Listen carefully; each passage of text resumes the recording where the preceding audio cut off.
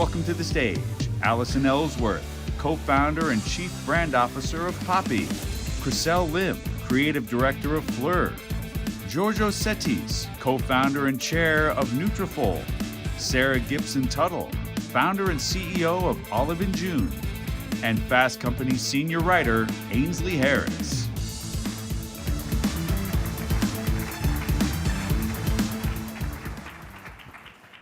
Hi, everyone, and thank you so much for coming out today. I think this is going to be an amazing conversation.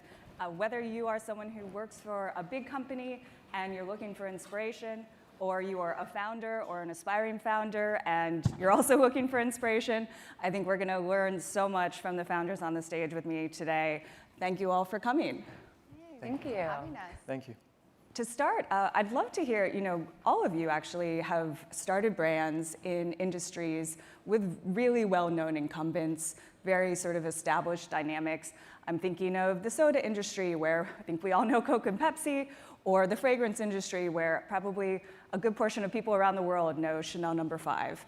These are brands that are so iconic, and yet your brands have broken through. And so I'm curious, what is the special sauce that allowed you and your brand to really break through, especially in those early days when you were getting started? We can, go down the line, I guess. Yeah. Who wants to start? Awesome. Well, thank you for having all of us. This is like such an incredible panel to be a part of. And I think from day one, our mission at Poppi was to revolutionize soda for the next generation. So I really wanted Poppi to be the soda my kids and grandkids know as soda. And to your point, that's really hard. To be a challenger brand going up against such big household names was not easy, but I think what really broke through for Poppi was the fact that what I always call is like the 3 C's, is we are 100% community first, right? We don't look at customers, we look at our community. We're really creative and disruptive in the way that we're thinking, and then culture. I do think we move at the speed of culture.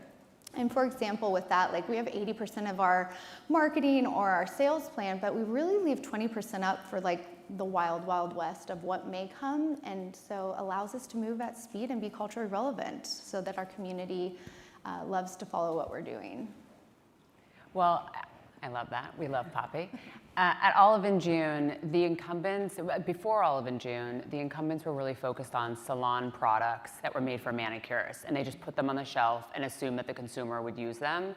And what we realized by being hyper-focused on the consumer is that there weren't products that were available for them to actually do their nails at home. And so everyone felt completely stuck in the category or lost.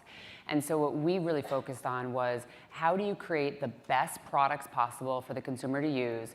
How do you layer it with real education? Because manicurists weren't going to teach you how to do your own nails. And so there was really a lack of any sort of education in the market. And then how do you make it fun? How do you make it community-based? Like Allison said, we're very just so in touch with our community and making sure that they feel really, really connected and part of what we're doing, so that it doesn't feel like it's just this vast thing that they don't know how to do. And in every other category of consumer, especially in beauty, there was DIY and there wasn't in nail.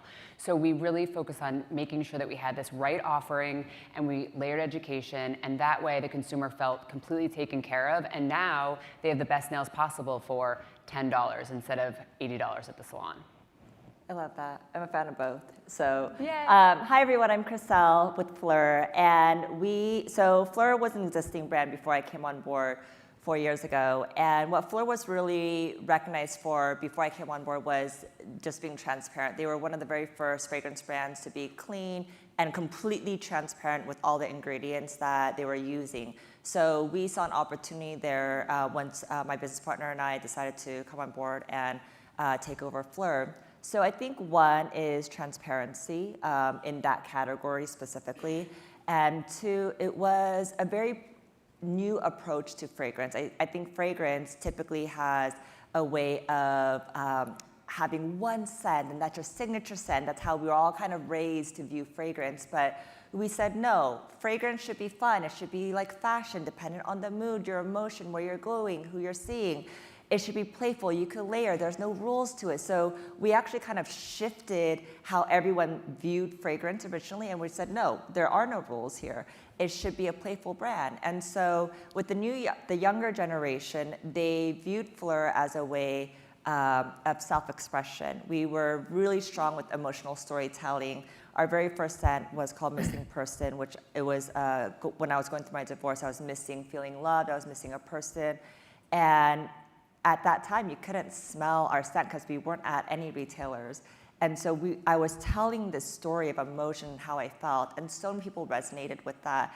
And I think the power of that was way more powerful than any marketing, fancy advertising of a woman on a horse, or, finding Prince Charming at the end of the commercial, because people were like, I feel broken too. Like, I want to know how that smells. I resonate with that emotion. And that garnered really a wait list of 250,000 people for a scent that no one's ever smelled before. And that just shows you the power of emotional storytelling. So that is really kind of how we broke through in the fragrance industry, was through storytelling. Amazing. Yeah. Congrats to all of you, and thank you for having me.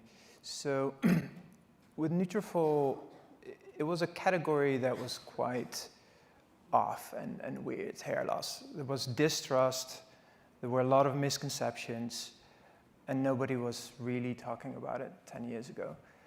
So how do you break through? It started with authenticity. It started with my own personal story. That was quite embarrassing. I've repeated it too many times. And then of course comes credibility. If you want to break through a category where you're addressing a problem for people, which is, I believe, what companies are meant to do, is to add value to people's lives. It's like you need to solve the problem. So for us, it was all about just doubling down on credibility, clinical trials.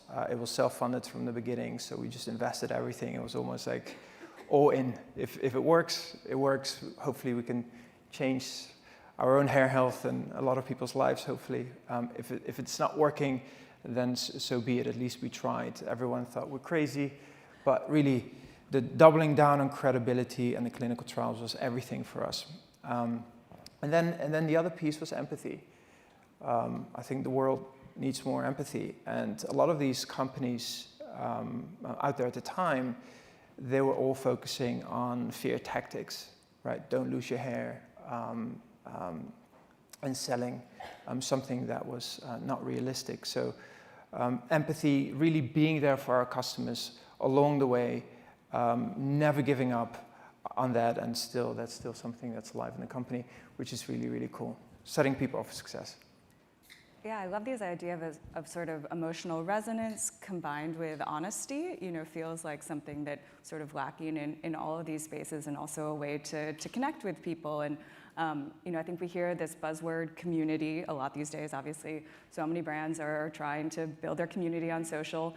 What do sort of establishment companies get wrong about community, and what do you feel like your sort of younger brand has gotten right?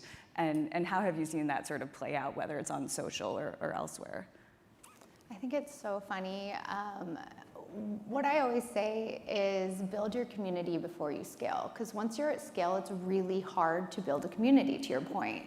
And what happens is you get so big it's not a priority, and then you are reactive to what someone else has already done. And you're almost like copying what other people are doing versus paving the way. And I think that's something that we did really good at Poppi, is social first was like from top down. I believed in it. The entire senior leadership believed in just this massive place that you could just talk to your community, quote unquote, in the early days for free. Of course, you can put paid against it as well. But I just think that bigger companies leave it up to the intern. They are not up on trends. Everything has to get approved through some lawyer. And it just doesn't, once again, let you or allow you to move at the speed of culture. And so even post-transaction at Poppi, it's been something that was really important for us, and it was like the core of our DNA, is to not allow that to happen. And so we had conversations ahead of time, just making sure they knew we are a digital social first company, and that is how we talk to our community, and just to allow it to stay in place, and they haven't changed a thing. So I think they're learning, but it's really hard at scale to do it if you don't take it seriously. You had to have those conversations up front. Yeah. Yeah, we started as a nail salon chain, so we started as that one-on-one experience with the consumer and with our, quote, community. And the reality is that what we realized was that people were going into nail salons and not feeling like they had a real conversation with someone consistently, and sometimes it was changing, or you had to tell your manicurist a million times, I want to cut my cuticles, I want to push them back, don't cut them. So what we did in the salons, which then translated to how we built our digital community, is we had preference sheets, and you would write down all your preferences, and they would be stored on file, and every time you came in, no matter what manicurist you were booked with, they knew how you wanted your nails. And so we took that experience and that focus on the consumer, and it wasn't a buzzword, it really is who we are, it's our DNA, and we solve that pain point, to your point before of pain points, and really solving pain points, which is what we're all up here doing, and we translated it to a digital platform, and obviously we do that on social, but for us, social is also about joy and happiness and making people feel good. And maybe you sneak in a little bit of a hack on how to do your nails, but we're here to hang out with you. So it's not about ROI or really doing anything other than inspiring and delighting our community. Yeah, I agree. Your team has sent me every Mother's Day, they're doing my mom's nails and my daughter's nails. So you guys definitely have that community element down. We love it. Yeah. We love you. There's a lot of love in this panel for everyone. We have a lot of love. Yeah, we're very, we really love each other. I think the consumer now is really smart. I think they know what they want. They know when something's authentic. They also know when something's not authentic. And so I think with the bigger brand, it's really hard to fake it when it feels, it's just like a means to an end and it's a marketing tactic, right? And so at Phlur, we are always the ones that set the tone, but then we also listen. There's always room to listen. And for example, Vanilla Skin, we launched a few body mists. It was a little over a year and a half ago, and it was originally just body mist. But everyone was like, we love Vanilla Skin. It's so sophisticated. Can you make it as a fine fragrance? And we just kept hearing it over and over and over again. And we're like, man, do we really want to double up the same product, same scent in a different category? Does that even make sense? But you know what? It seems like there's demand. Let's give it a try. One of our most successful eau de parfums is the one that our consumer demanded from us. And so again, not everything is right, but then they know when you're actually trying, and they really appreciate that when they feel seen. So it is a two-way street. I think it's like any other relationship. When you have a brand, you have to listen to your consumer, and they have to feel like they're being seen. Listening to consumer, exactly. Community is obviously so overly used. The word that always comes to mind for me is relevance as a company. Are you still speaking to consumer? All of you have done that so incredibly well. You're at the right time for a consumer that is seeking for something of value. And if you do that well, then you can really build something that's substantial. Are you still relevant? That's the question I always ask myself. Are we still doing our best? Can we do better? How does the community even evolve? Like what was community today may just completely die off tomorrow.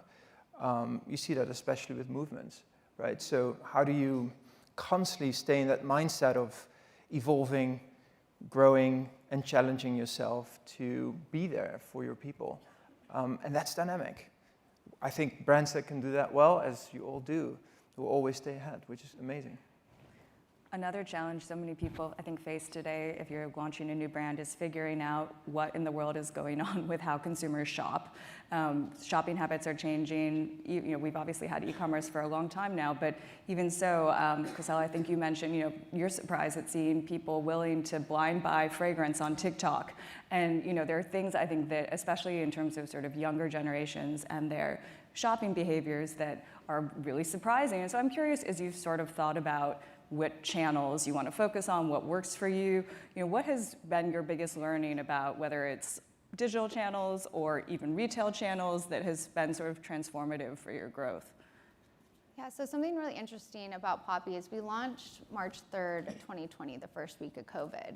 So any traditional playbook, marketing playbook, was kind of like thrown out the window, where in grocery or food and beverage, you typically build your retail footprint before, say, like online with a little bit of your own D2C.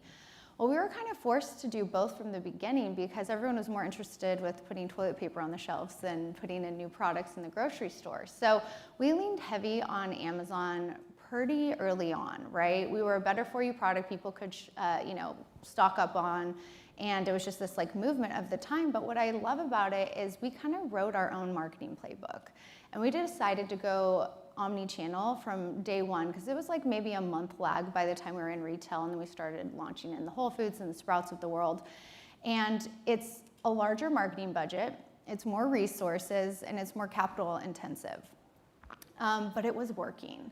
And the way we looked at our Amazon channels and our online channels was, it was almost like a flywheel for marketing. And we were not super concerned with a ton of ROI or tracking or doing all of that. What Poppi's goal for the first 3 years of business, our number one KPI was brand awareness. And honestly, just until recently are we changing that. And that, yes, comes with 2 Super Bowl ads and 50% of America knowing who you are. And you're like, wait, okay, I think we've done a good job with brand awareness. But I think we were never really concerned with like the data or like free, it's just like, this is working, let's double down. And it's like a gut feeling. And it allowed us to be one of the fastest growing beverages in the history of beverage. And it just was a movement. So it's pretty special. At Olive & June, we really focus on product innovation, truly better products for the consumer that last longer. So it's very easy to build trust when it has been easy to build trust when you create products that are as clean as possible, but as effective as possible. I don't want you to change your manicure because it's chipped or it's popped off. I want it to be that you're like, I'm done with this color. It has stayed on so long. Why is it not off my nails? And so we build the trust from the products. We start there. And that way, every time we launch something, our community knows this product is going to be better. This product is going to be as clean as possible. This product is going to be everything that I want it to be. And it's not going to be a dupe of something else in the market. And that's really important to us, that we build the trust from within the product innovation. As far as where we distribute, we built it slowly. We similarly were not focused on, oh, I need this amount of revenue, or I need to grow in this way, or we stayed at Target for 4 years exclusively, which is very abnormal in beauty. Usually it's 1 to 2 years that you stay exclusive at a retailer. And we did that because we knew that we were building this e-com business on our website at oliveandjune.com, but we were building something really special with Target for the consumer, and they got really comfortable with us. They knew us, and we could build it slowly. And similarly, again, to Allison and Poppi, like we don't have 2 Super Bowl ads and 50% of the world who knows us, but we had low awareness, and we still have low awareness, and that's a good thing because we are slowly building it so that the consumer comes in, and we have so much left to build. And that's really exciting for us. So we really build it in a very intentional way, and with and for the trust of the consumer, because then they will always look to our products, like when we launch gel or when we launch press-ons. Even if they're not a gel or press-on person, they're going to try it because Olive & June launched it. Yeah, I think similar. I love what you said about there's still room, and I think we'll go into this when we talk a little bit more about M&A, but that's kind of how we viewed it. Like, we were able to get to this mark with just this much exposure, and there's a lot more room left to grow. But going back to blind buying, TikTok Shop, that was a really exciting period for us to launch, because when we relaunched Phlur in early 2022, blind buying fragrance was not a thing. And keep in mind, fragrance, there's no physical element besides the actual packaging and bottle that you could see it. Like with skincare, with nail polish, you could actually physically see it, with the colors and stuff. But with fragrance, it's just a mist, hard. Right? And so how do you sell that? And that was the question that we had, was like, are people actually going to buy an unknown brand, an unknown scent? We're not at any retailers at this point. We weren't at Sephora or any stores where you could actually test it, because typically that is the typical buying behavior, which is you see an ad, you go to the store, you smell it, and then you determine if you like it or not, and then you purchase it. So we really did not know if it was going to work. So when we launched it, I went onto TikTok, I shared my story, and we saw a little lift, and people were interested. They're like, how does missing a person smell like? How does heartbreak smell like? So we saw some orders come in, and then all of a sudden, I think it was a week after, so it wasn't like on the day up, but it was a week after, I was in Paris, and I was on my, I was at a bar, guys. I was at a bar, and I was— Tell more. Yeah. And I was like, what is going on with my phone? I wasn't completely there. It was really late. And my team back in LA was like, there's something happening right now. And what happened was there was a huge spike on TikTok where someone came on and sprayed it and started crying and was like, oh my God, this smells like my missing lover. Like it's like healing me. And that one video went so viral, and then we got some orders in, and then another person came on. And if you look on TikTok, Missing Person by Phlur, there's thousands and thousands of videos now where people are spraying missing person and crying and sharing their emotional missing moments. So it became more than a scent, it became therapy for people. And so TikTok really was a big learning curve for us. I think now it's kind of normal to blind buy a scent, but back then we had no idea if it was going to work. But I'm glad it worked. That's great. Well, distribution in general. I'm always, whether it's TikTok or anything else, I always try to ask myself, does it even make sense to show up here for the customer? As just a very simple question. And we resisted a lot, like especially when, as you all have experienced, you creating that hockey stick effect and the company's doing well, the incoming requests for distribution, for partnership, it's like trying to stay as focused as possible and to resist chasing just the money or just another distribution channel. We're very lucky that we made the right decisions there because we could have easily not made the right ones. We waited probably like 8 years before even launching in retail. Everyone wanted us to launch in Sephora and Ulta, et cetera, but it was like, well, does it actually make sense to show up here with an expensive supplement, someone who's going to buy it for one time, they may not see results, and then what? We made the money, but they're actually not set up for success, right? So it didn't make any sense. Now, they did convince us to launch at Sephora and others over time, but to resist and to make sure that that process and that strategy is truly, truly set up for success, not for the company, not to just expand, not just to make more money or to take in more market share or more awareness, but does it make sense for the customer, for us as a brand, to show up in this spot? Because ultimately you're stealing from someone's time, right? And that comes with responsibility. That's how we approached it. TikTok is working quite well now, but it was a surprise to me, to be honest with you, because hair loss is emotional for people, and we're still a premium product, so we didn't necessarily believe that it would work well, but so far so good.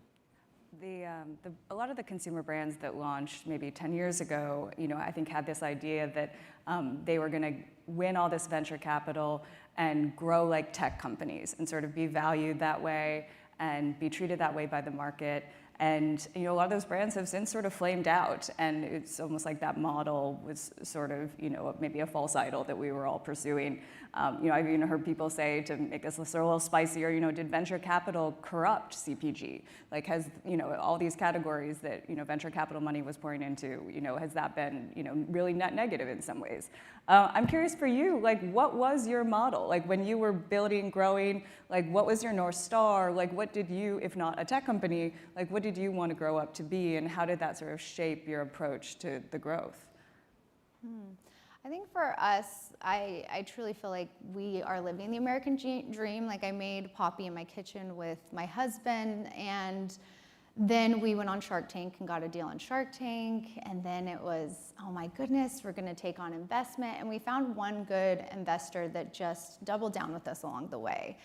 And it was really in that marketing mindset that allowed for us for growth, is the money also had that same mindset. So we weren't necessarily thinking about us as like some crazy tech or some crazy valuation. Like food and bev doesn't get those type of valuations usually. So it was more so our end goal was always to sell to someone like Pepsi. Because especially in beverage, distribution is such a big channel that like you have 3 buyers basically. Or you go IPO. And it was just like, oof, I don't know if we want to do that. So it was like one of those things that even on Shark Tank days, I remember us being like, we are going to be the largest deal in Shark Tank history, which we did. We are going to sell to a strategic, which we did, right? These were just like goals we set on that path. And then it just came down to the right time, right? The right moment, the right partner that you just kind of like know and feel is right. And so for us, it wasn't, I don't know if like tech was even a part of the conversation, but I think M&A is just harder, right? Than even for beverage. They did get more multiples, I would say even like 4 years ago. They were getting like 6 to 8x. So it's just times have changed and sometimes you have to just roll with it. Yeah, I would say that I grew up, I mean, Olive and June was created in 2013, so it was the era of everyone around me was raising VC money and the era of the girl boss, and I watched it implode on itself.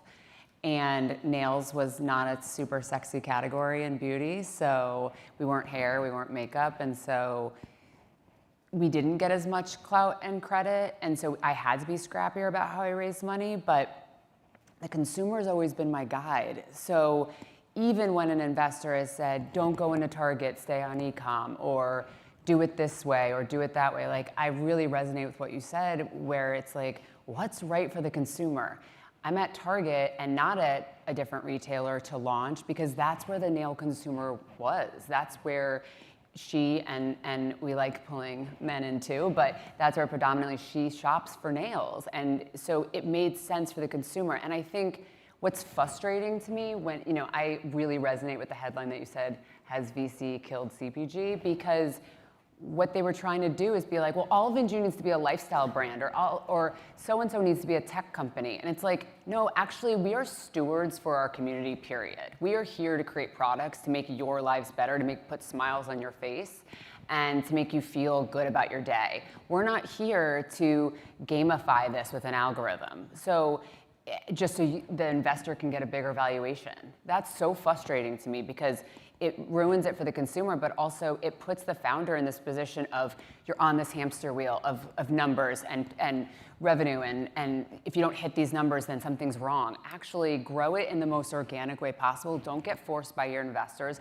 Hopefully, everyone can have investors like you do, or like you did, where they are aligned. And I feel so excited about Helen of Troy as our parent company because they are completely aligned in the mission that we're in. And I was grateful to have the investors that were similar, but I saw it around me, and I think it was a complete disservice to not only the consumer, but mostly to the founders and to those teams. Yeah, I think when I came on board with Phlur, fragrance was not a growing category. So when my business partner and I were talking about, okay, what does this look like for us? Is there going to be an exit? Is that what we're planning to do? I think that was in our mind, but we never thought that it would happen this fast and at this speed, because again, we did not know that fragrance was going to have such a big moment within these last years. But I think ultimately we both love product. I think because we're both product people, I've been on the creator side, on the consumer side for so long. That was where my real heart was. It's just creating really good product for the consumer, and that's all that mattered to me. And I think because that's where our head was and our community, when this opportunity came for us, when TSG approached us about partnering with them, it kind of surprised us because we weren't expecting this to happen this early on. And so I feel very grateful as we're very aligned, and for me, it's all about protecting the brand to how it got to where it is, which is about storytelling and that messaging. And that's still my job, is to really protect Phlur, even though we have new owners now. But I think at the end of the day, for me, it's about, I'm a consumer girl, I'm a product girl. That is hands down why Phlur got to where it's at. It's a really great product. So. Yeah, a lot of noise always that was coming in. Are you a beauty company? Are you a science company? Are you a vitamin and mineral company? What about these valuations? What about these multiples? It's like, well, what feels authentic to you, right? Even during the M&A process, like, so we'll make 2 decks, one beauty deck and one vitamin and mineral deck. It's like, stay authentic to yourself. I was just very, very lucky that, really lucky that I made the right decisions and followed my gut, and I partner up with good people who stood by you during difficult moments. It's very easy to stand by people when things are going great. That's easy. You know, I'm more interested in people across the board, and this is not just with friendships, but you know, whether it's investors, partners, and acquisition partners. It's like, to me, it warms my heart that Nutrafol is now in the hands of Unilever, and they truly care about the mission. They care about the people, and that's a dream coming true.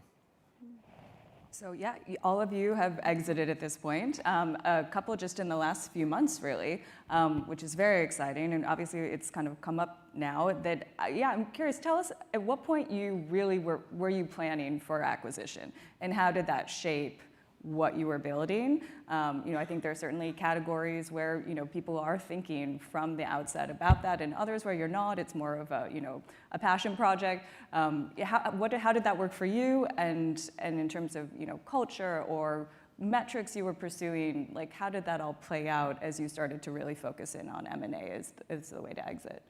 I think that's an interesting question, because it's like you're kind of always doing it, but then every year, depending on what your burn is or what you're trying to prepare for, the right time, and then you don't want to do it too early because it squeezes it's like a dance, to your point. And so we had been, obviously the goal from day one was to get to where we are today. So it was always just an ever conversation that we were having at every board meeting of like, if we do this or if this timing. And so it was almost like we modeled it out years ahead of time of different scenarios. Okay, what if we don't and we just pour gasoline on the fire and we just grow, right? Or what if we need to become profitable by this date to do this, right? So I think it was just part of our conversation. We had really smart people at the table with a ton of experience in exits, and it was just one of those things that it was just the right time, like I said, with the right moment, but I think that also it was the right partner. So we had a couple other offers. We had been talking to certain people, and it was one of those things that with Pepsi, it just like moved really quick too. They just got us.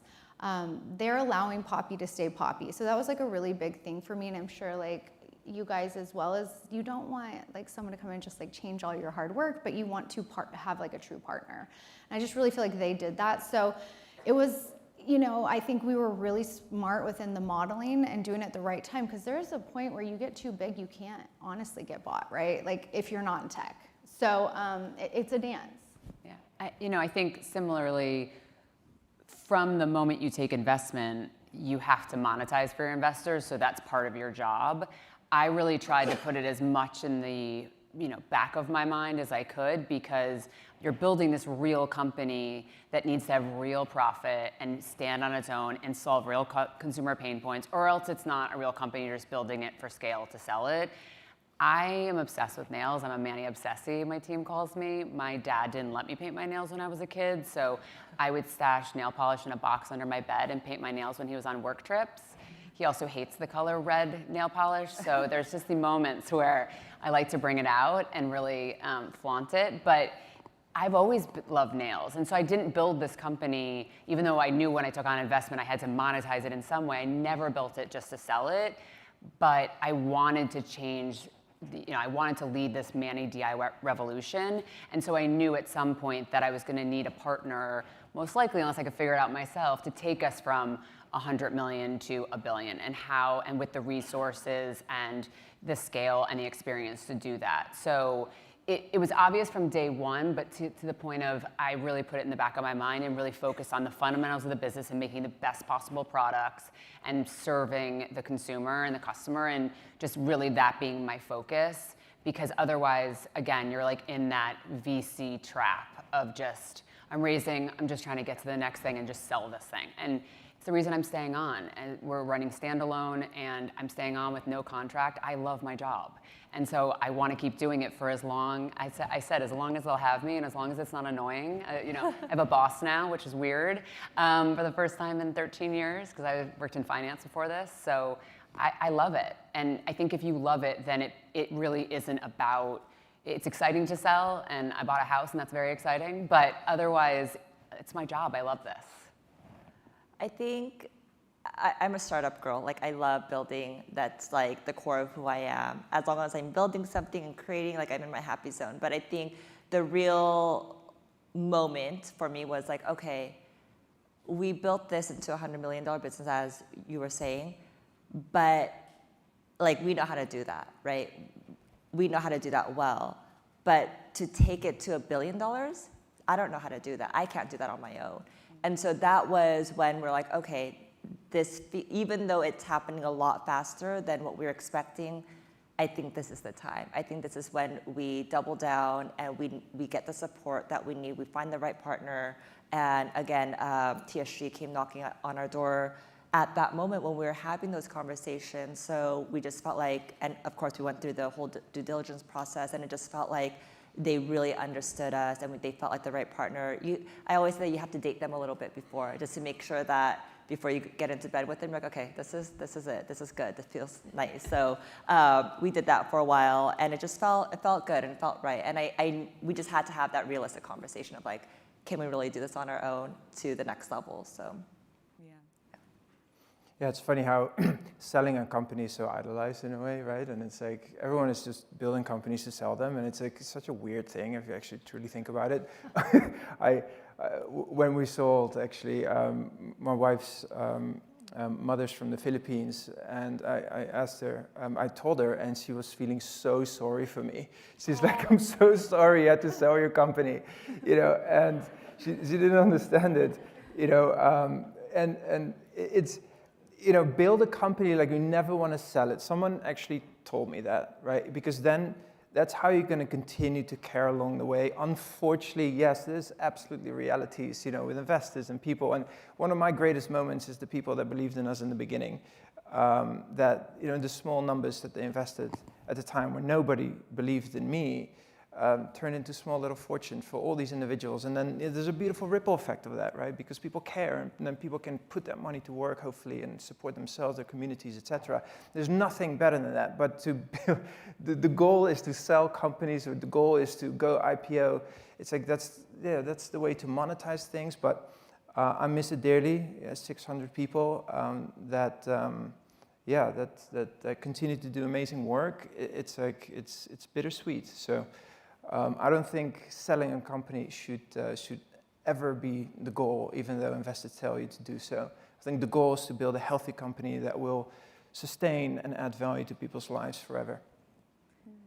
There's definitely some advice baked into there, but I'm curious, as a last It's my own learnings. Yeah, yes. As a last question, when you are talking to founders today, I think some of you are, you know, also investing in younger companies. You know, when you think about your category, whether it's beverage, beauty, fragrance, wellness, I get many categories for Nutrafol. What'd you decide on? Yeah. Which did you go with? A or B? We were so geeked out on science all the time. We considered ourselves always a science company. But yeah, the companies, by the way, that failed, to your original question, is the companies that tried to be something that they were not. Yeah. Right? That's why they failed. It wasn't authentic. Yeah. Just for a multiple, just for an exit, just for no reason other than someone's ego along the way. Right. Well, I guess with that in mind, you know, what's the advice that you find yourself most frequently giving to younger founders, founders coming up when you meet them today? You know, what do you feel like they need to hear in order to be successful in the category? I think in the early days, the most important lesson I learned is to let your ego step aside and allow people to help you. You have to get out of the weeds. You cannot continue to do everything yourself. I mean, I was whiteboarding with a founder yesterday, and he's like, I do everything from ops to finance to customer service. I was just like, you're gonna kill yourself, right? And so I think as a founder, you don't start a company to have people tell you what to do, but that collaboration can really allow you to do great things. So for me, my biggest piece of advice is hire people. And you know, I think I learned it really well and pretty early on. I was running our marketing for the first 2 years, and it got to the point where, I love what you said, you're like, I don't know how to scale to $1 billion. Like, I didn't know how to buy a Super Bowl ad, right? So then I moved over to CBO, and it allowed me to run the creative and brand and just do what I was really good at. Was it hard? Yes, it was very hard. Did I cry? Yeah, sure, I cried, but it got me stronger. And so I love to give that learnings to other founders, like, it's okay to ask for help. Don't let your ego get in the way, and hire if you can. Yeah. I think obviously everyone's talked about consumer focus. One other thing I'd bring up, but that probably would have been my answer if we hadn't, I think, really hit it home on the panel. But I think also surrounding yourself with people that are no people, not people that are yes people, and really getting the other side. And doesn't mean that they're right, doesn't mean that they're gonna tell you what to do or that you're listening blindly to those people, but you're taking in another point of view. I had an advisory board that was separate from my board, and it was all working C-level at bigger companies than mine. So for example, the CFO of Glossier, the CRO of Beats, et cetera. And that advisory board was so impactful to me because I got so much pushback and also so many new ideas. But it also helped me when I was raising I thought I was gonna raise a Series A, COVID hits, we get profitable. Oh, I don't need $7 million, so I'm pulling back. Now I'm raising just $3 million. And I'm doing it because someone on my advisory board said, Sarah, look at the numbers. What are you doing? You don't need this cash. So, and I saved 10 points on my exit because of that. But it was someone who had no problem saying to me, no. And so I would really encourage founders to work with people that will push them to be the best possible versions of themselves. You can call them coaches, you can call them no people, you can call them advisors, you can call them whatever you want, but it's the people that are gonna help you kind of mold yourself into the best possible version, and so you're making the best decisions. I think for me, it's really building the brand before you hit retail, before you go into the shelves, whatever product category you're in. I think there is a lot of ego in a sense of making it if you're in certain retailers, but the fact is that there's a lot of competition and there's a lot of great products out there. And so when you go into retail, you want the consumer to be coming looking for the product. You don't want to rely on the retailers to be building your brand for you. You have to build the brand first before you go into these shops. And that was a really big learning for us. And I think it's the best thing for a lot of founders, especially in the beauty category, because there's a lot of great brands out there now. So you have to build your community, own that customer first before you kind of put it out there in the world. I know we're out of time, but for the conversations I always have with people are the why. Like, what's the reason? Why should you even do what you do? And why should anyone even care? I know that's a hard question, but every single time I either meet founders or companies to invest in, it's like I want to understand why people do what they do, and frankly, how determined are they? We didn't give up, and it was against all odds. So and the stronger your why, the less likely you are to give up, right? So trying to nail that, and then to attract amazing people, because ultimately I think that life is about doing great things with great people. That's how you change the world, and then it's okay, of course, how you find those people. And there's 3 things I always look at. These are not my words. I'm going to therapy for this, because trying to figure it all out, afterwards. But I look for people who are just very, almost like badass executors. You need people that can execute. The second piece is, are they good people, good to the bones? And the third piece is, are people, including myself, by the way, are we willing to evolve? I think if you can strike the right balance there, you're in a good place. That is all amazing advice, and I know we're out of time, so thank you so much to our panelists. It was a really great conversation. Thank you. When you did